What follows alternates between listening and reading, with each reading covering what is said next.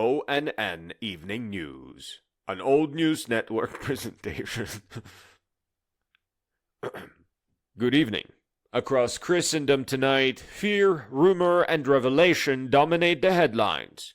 Authorities warn that unseen enemies may be closer than anyone imagines.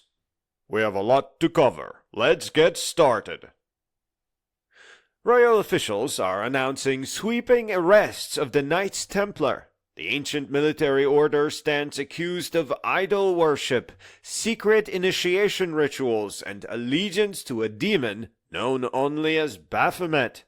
Confessions, some extracted under interrogation, described spitting on the cross and secret rites held far from public view. When institutions gain wealth and independence, suspicion follows. These accusations reflect not just fear of heresy, but fear of power operating outside royal control. The Templars have become bankers to knights, and that makes them dangerous. As plague spreads through cities and villages, reports surge of powdered toxins thrown into wells. Foreigners, travelers, and minorities are being detained for questioning. People need someone to blame. Random catastrophe is harder to accept than deliberate evil.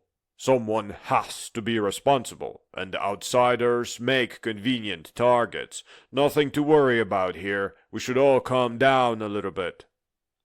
Jewish communities are once again accused of operating secret communication networks, allegedly coordinating attacks against Christian towns. Authorities insist investigations are ongoing. Oh, this is a classic pattern. An insular group becomes imagined as unified, omniscient, and dangerous. Communities that maintain their own traditions get recast as sinister cabals far too frequently. Church officials warn of a vast satanic organization. Witches, they say, meet nightly in forests for Sabbats involving infant sacrifice, demonic intercourse, and plots against Christian rulers. The key fear isn't individual witches, it's the belief in a network. A hidden enemy coordinating across borders, that's what terrifies people the most. Venice denies allegations that its Council of Ten operates a continent-wide spy and assassination network. Critics allege merchants, priests, and entertainers act as covert agents throughout Europe. Venice bureaucracy is efficient and opaque, and that opacity invites imagination. When you can't see how something works, you assume the worst. Again, we need to calm down, people. In Florence, whispers grow that the Medici family maintains poison laboratories. Several sudden deaths among rivals remain completely unexplained. Poison is the perfect crime, silent, invisible, and terrifying. It becomes a rumor magnet for any powerful family.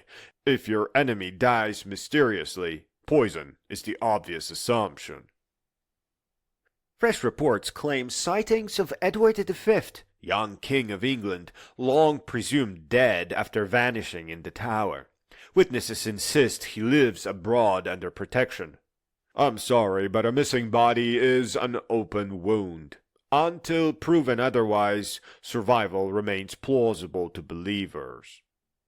Meanwhile, rumors persist that Richard of Shrewsbury, Edward's younger brother, also survives, inspiring multiple pretenders to the throne. Supporters of Joan of Arc insist she was never executed. They claim the woman burned at the stake was a double, and the real Maid of Orleans lives on in hiding. Martyrs are quite powerful, but living martyrs hidden and waiting are even more powerful. Portugal remains gripped by belief that King Sebastian, lost in battle, will return to reclaim his throne and restore the nation to its glory. This is messianic politics, the idea that lost leader will return and fix everything. It's easier than accepting no savior is coming. Queen Isabella of France, known as She-Wolf, faces accusations of sorcery used to overthrow her husband, King Edward II. Powerful women are routinely framed as supernatural threats. If a woman succeeds in politics, dark magic becomes the explanation. It delegitimizes her entirely. Catherine de' Medici denies claims she used poisoned perfumes and gloves. Physicians remain divided on whether recent deaths at court are natural. Perfume is medicine, luxury, and potential poison all at once. That ambiguity feeds paranoia. She is Italian, she is powerful, she is a widow, a perfect target for rumors. Mary, Queen of Scots, imprisoned rival to Elizabeth I, is accused of running a secret Catholic assassination network from her prison chambers. Letters, codes, and secrecy turn political opposition into conspiracy. Whether it's genuine plotting or entrapment remains quite unclear. Universities in Bologna and Cambridge face accusations of necromancy. Schools allegedly summon demons in exchange for forbidden knowledge. Universities are information hubs doing work most people can't understand. Anything misunderstood becomes suspect. Latin texts and arcane experiments look a lot like magic to outsiders. Anatomists stand accused of stealing souls during dissections. Protesters demand bans on corpse study, calling it an offense against God and nature. Dissection shatters old beliefs about the body, and that is terrifying. If scholars can't cut open the dead, what else might they do? Lombard bankers are accused of orchestrating debt traps to enslave entire kingdoms and manipulate rulers through financial leverage. Finance is invisible. You can't see debt the way you can see an army. People sense they're being controlled but can't see how, and that breeds extreme suspicion. Dante's writings are rumored to contain coded prophecies predicting political collapse and the fall of the church. People assume complex texts must hide secrets meant only for the initiated. Dense literature becomes a mirror for whatever fears you bring to it.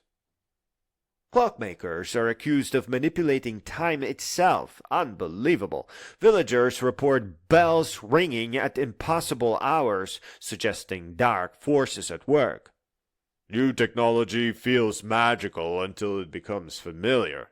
Clocks mechanize something that has always belonged to nature and God. That unsettles people all the time. Cathedrals are under investigation for hidden heretical symbols allegedly embedded by stonemasons in their carvings and designs. Monumental art always invites overreading. When buildings take generations to complete, people forget the original intent and start seeing messages everywhere. From courts to villages, from universities to churches, one truth remains. Danger is believed to be hidden, organized, and absolutely everywhere. Authorities urge faith. Investigations continue. That's it for tonight. Good night and stay vigilant.